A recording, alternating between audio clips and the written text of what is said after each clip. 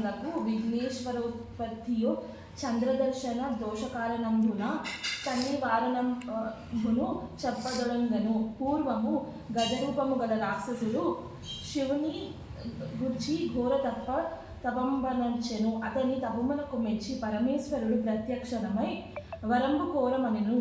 అంత గజాసురుడి నుండి పరమేశ్వరుని స్తుతించి, స్వామి, నువ్వు ఎల్లప్పుడూ నా యుగరమందేవసించి యుందుమని కోరెను.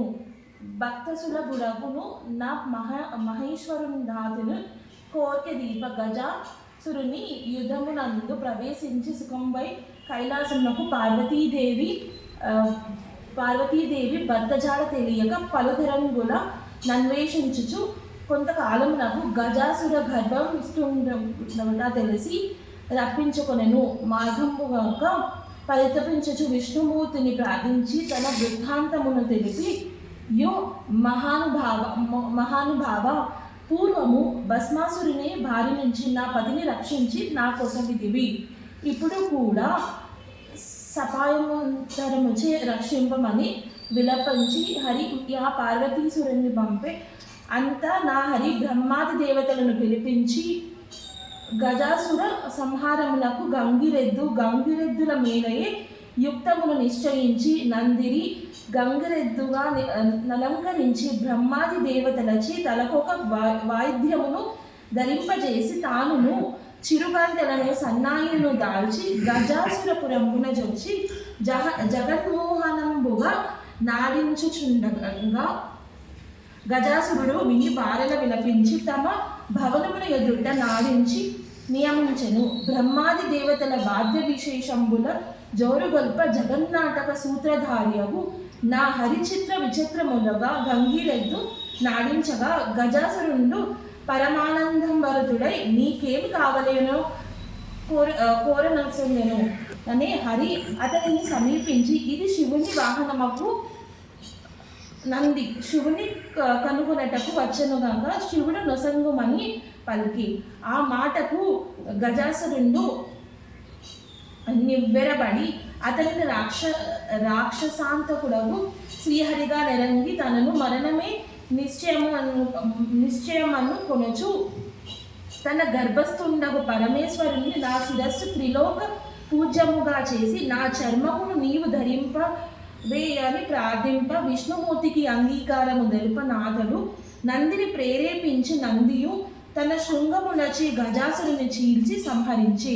అంత మహేశ్వరుడు గజాసుర గర్భము నుండి బహిర్గతుడై విష్ణుమూర్తిని స్తుతించి, అంత నా హరి దుష్టాత్ములను కెట్టి వరంబులేరాదు ఇచ్చినచో పామునకు పాలు పోసినట్లుగా ఉపదేశించి బ్రహ్మాది దేవతలను వీడుకొల్పి తానును వైకుంఠమున కరిగే శివుడు నంది నైకి కైలాసముగా కతివేగమునుగా జనేయును. కైలాసమున పార్వతీదేవి భర్తరాకకు దేవాదుల వలన విని ముదమంది అభ్యంగ స్నానము ఆచరించి శరీరము నుంచి వచ్చిన నలుగు పిండితో ఒక బాలుని చేసి బ్రాణం బొసింక వాకిలి ద్వారమున కాపుంచి స్నానానంతరము పార్వతీదేవి సర్వ ఆభరణములలో నలంకరించుకొని పత్యాగమునకు నిరీక్షించుచుండే. అంత పరమేశ్వరుడు వచ్చి నది రోహించి ఆ లోపలికి పోబోవ ద్వారమునందున్న బాలకుడు అడ్డగింప కోపావేశుడై త్రిశూలమునొచ్చి నా బాలికుని కంఠము దునిమి లోనికేగి అంత పార్వతీదేవి భర్తనానికి ఎదురుగే అర్ఘ్యపాద్యాధ్యులచే పూజించి వారిరువును పరమానందంగా ప్రియ భాషణములను ముచ్చచిండగా ద్వారమునందలి బాలుని ప్రసంగము వచ్చి అంత మహేశ్వరుడు తాను నరించిన పనికి చింతించి తాను తెచ్చిన గజాసురుల శిరపును నా బాలునికి కటికించి ప్రాణం పసింగి గజాననుని నామం వసగి అతనిని పుత్ర ప్రేమయంబును ఉమామహేశ్వరులు పెంచుకొనుందిరి. గజానందు తల్లిదండ్రులను పరమ భక్తితో సేవించుచుండెను. ఇతడు సులభముగా ఎక్కి తిరుగుటకు అనింద్యుండము నొక ఎలుకను వాహనముగా చేసుకొనెను. కొంతకాలమునకు పార్వతీ పరమేశ్వరులకు కుమారస్వామి జన్మించే. ఇతడు మహాబలశాలి. ఇతని వాహనము నెమలి. ఇతడు దేవతల నాయకుడే ప్రఖ్యాతిగాంచినను.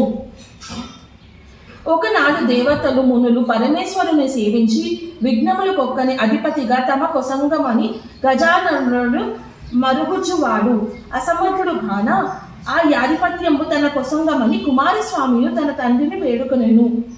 అంతనకు మారనులను చూచి మీలోనెవరు ముల్లోకములందరి పుణ్యనదులు స్నానమాడి ముందుగా నా యుద్ధకు వచ్చెదరో వారికి ఆధిపత్యం బొసంగునని మహేశ్వరుడు పలుక వల్లయ్యను సమ్మతించి కుమారస్వామి నెమలి వాహనము ఎక్కి వాయవేగంబున అంత గజానందు భిన్నుడై తండ్రిని సమీపించి ప్రణమిల్లి, అయ్యా నా అసమర్థత తామెరుగుండిరి నిట్లా నతీయగు నిలయం మీ పాద సేవకున్నకు నాయుండు కటాక్షం ఉంచి తగు నుపాయముందు దేల్పి రక్షింపమేమని ప్రార్థింప మహేశ్వరుడు దయాళుడై సత్కృన్నారాయణేత్ముకల్పువాన్ కల్పశత్రత్రయం గంగాది సర్వాతీర్థే స్నాతో భవతి పుత్రక. కుమార, ఒకసారి నారాయణ మంత్రము జపించిన మాత్రమును 300 కల్పములు పుణ్య నదులలో స్నానమునర్చిని వాడగునను సక్రమంబుగా నారాయణ.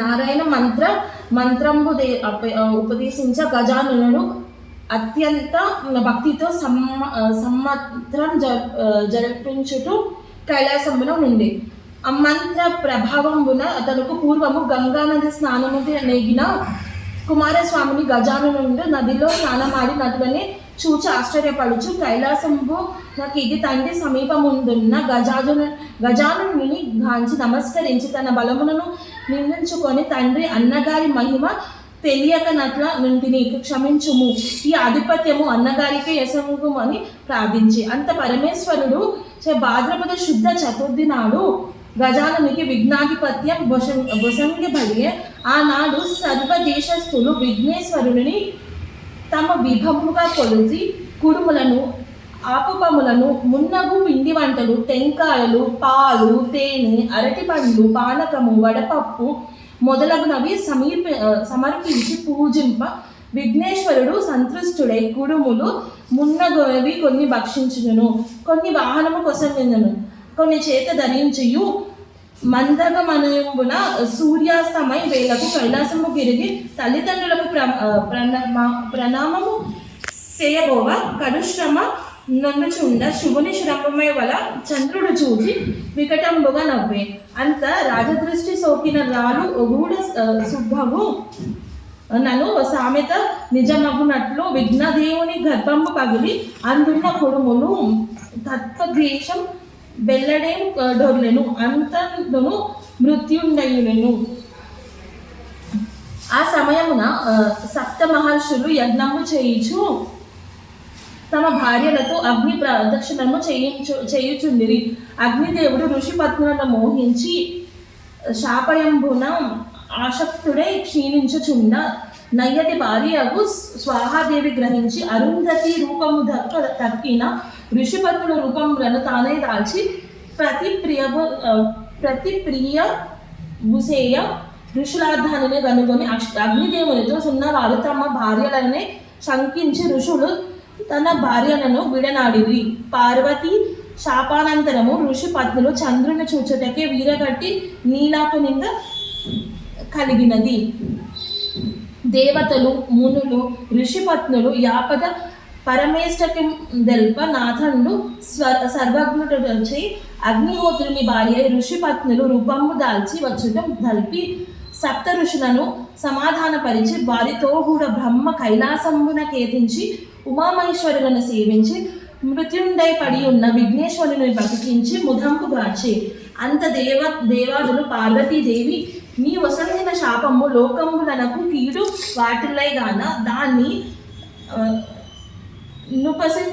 హరించునమని ప్రార్థింప పార్వతి సంతుష్టారం గయై కుమారును జరజేసి ముత్తాడి ఏ దినంబున విఘ్నేశ్వరుని చూసి చంద్రుడు నవ్వెనో నా దినంబున చంద్రుని చూడరాదు అని శాపవసానం వసంగి. అంత బ్రహ్మాదులు సంతోషించుచుండు. తమ గృహములకు భాద్రపద శుద్ధ చతుర్థి యందు మాత్రము చంద్రుని చూడక జాగారకులై సుఖంబుగా నుండిరి. కొంతకాలము గడిచే ద్వాపర యుగమున ద్వారకా వాసియకు శ్రీకృష్ణుడు నారదుని దర్శించి స్తుతించి ప్రియ సంభాషణను జరుపుచు, స్వామి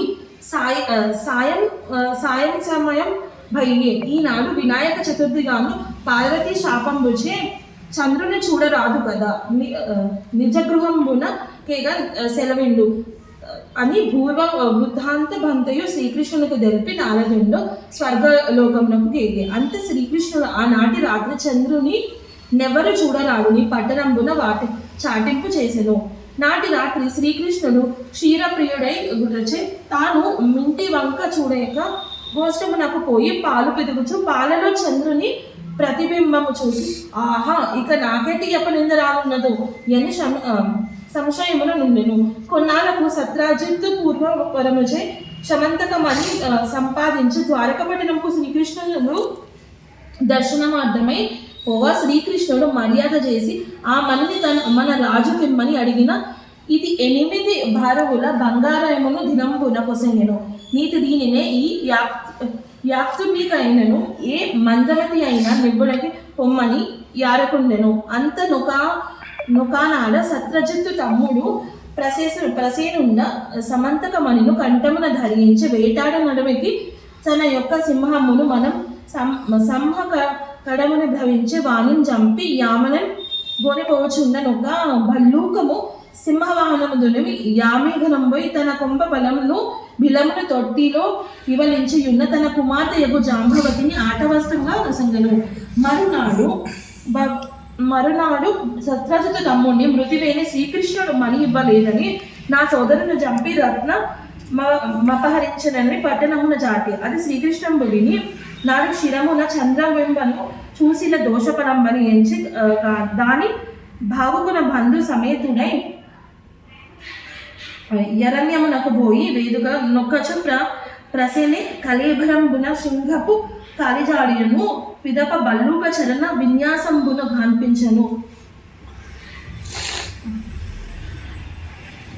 ఆ దారిని బట్టి పోచుండ ఒక పర్వత గుహ ద్వారము జాసి పరివారమును నచట విడిచి శ్రీకృష్ణుడు గుహలోపలికి కేగి అచట బాలిక ఊయలపై కట్టిబడి ఉన్న మణిని చూసి దాని ఎద్దకు పోయి ఆ మణిని చేతబుచ్చుకొని వచ్చుచున్నంత ఊయలలోని బాలిక ఏడవ దంగెను. అంత దాదియును వింత మనిషి వచ్చి నన్నుచు కేకలు వేసెను. అంతటా జాంబవంతుడు కోపావేశుడై శ్రీకృష్ణునిపై పడి అరుచుచు సుఖంబులు గురించెను. కొరలం కొరచుటకు ఘోరముగా యుద్ధము చేయ కృష్ణుడు వాణి పడప్రోజు వృక్షముల చేతను రాళ్ల చేతను తునకు మహిష్టమాతుల చేతను రాత్రింభవలు యురువిది.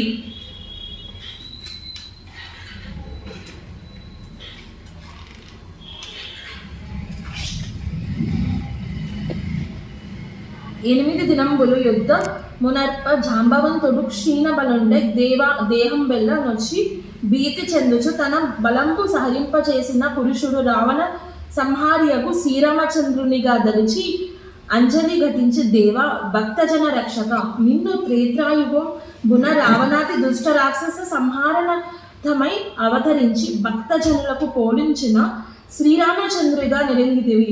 ఆ కాలంబున నా ఎందలి వాసని వచ్చి నన్ను వరంబు కోరు కొమ్మని ఆజ్ఞాసించుగా నా బుద్ధి మాంద్యంబున మీతో ద్వంద్వ యుద్ధంబు చేయవలనని కోరుచుంటిని. కాలాంతరమున నది జరగలేదని సెలవు ఇచ్చితిరి. అది మొదలుగా మీ నామస్వరమును చేయుచు అనేక యుగములను గడుపుచున్న నిధనంబు నింపుడు తాము మా నివాసమునకు దయచేసి నా కోరిక నెరవేర్చితిరి. నా శరీరమంతయు శిథిలమై ప్రాణములను కడబెట్టే జీవితేధారసించి నా అపరాధమును క్షమించి కాపాడుము.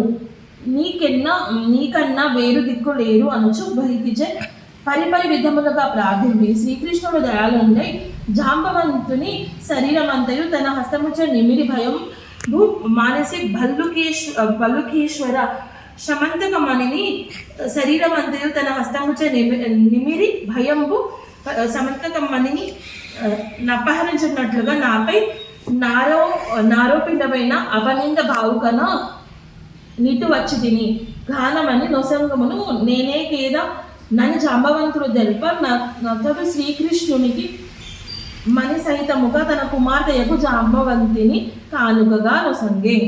అంత తన ఆలస్యములకు పరితంపించిన బంధుమిత్ర సైన్యములతో కానదంబు కలిగించి కన్యారత్నముతోనూ మనులతోనూ శ్రీకృష్ణుడు పురంబు చేరి సత్రాజితను రావించి పిన్న పెద్దలను చేర్చి మా వృత్తాంతమును చెప్పి శమంతకమని యసంగ నా సత్రాజితు అయ్యో లేనిపోని నింద మోపి దోషములను బాల్పడిని అని విచారించి మణి సైతముగా తన కూతురు సత్యభామను గైమకోమని మణివలను మనల నొసంగని. శ్రీకృష్ణుడు శుభముహూర్తమున జాంబవతి సత్యభామలను పరిణయం ఆడి నచ్చటికి వచ్చిన దేవాదులు మునులు స్తుతించి మీరు సమర్థులు గనుక నీలాపనిందలు భావుకొంటిని మాకేం గతి అని ప్రార్థింప శ్రీకృష్ణుడు దయాళుడై భాద్రపద శుద్ధ చతుర్థి నాడు గణపతి యథావిధిగా పూజించి ఈ శమంతకమణి కథను విని అక్షంతలు శిరంబున దాల్చువారికి ఆనాడు ప్రమాదంబున చంద్ర దర్శనమున గుటచే వచ్చు నీలాపనిందలు పొందుకుండో గాక అని అనతీయ దేవాదులను సందర్శించి తమ నివాసములకు కరిగి ప్రతి సంవత్సరము భాద్రపద శుద్ధ చతుర్థి యందు దేవతలు మహర్షులు మానవులు మన్నగు వారందరూ తమ తమ విధములుగా కొలిసి గణపతిని పూజించి అభిష్ట సిద్ధ గాంచుచు సుఖంబుగా నుండులని శాపమోక్షణ ప్రకారము శౌనకాది మునులకు సూతుడు వినిపించి వారిని వీడుకొని నిజాశ్రమమున కరిగే.